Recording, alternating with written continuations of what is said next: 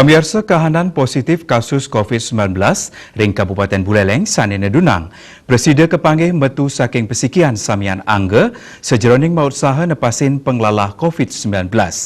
Pemerataan tu digelisnya ni program vaksinasi, koordinasi pemerintah pusat mewah daerah atau ngelaksanayang testing mewah tracing sahara sesegilik seguluk krama kedadosang pahan utama tur patut rajak kemargiang.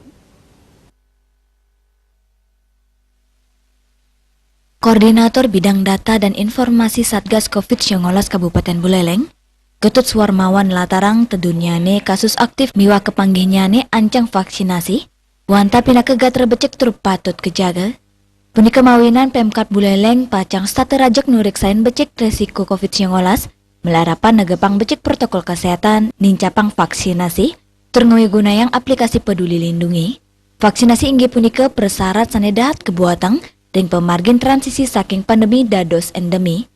Tios manggi ancang, digelisang program vaksinasi COVID-19 talar patut kaurati becik. Samian angga kaptiang sidang ulang ang pikayun, sejeroni ngewantu pemargin vaksinasi COVID-19 mangde sida digelis kepuputang.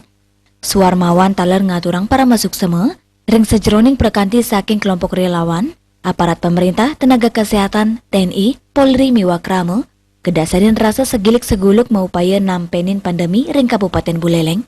Samian angga kaptiang sidengrak sebecik semangat inucap sejeroning nas pengelola COVID-19. Robin Denpos nguningayang.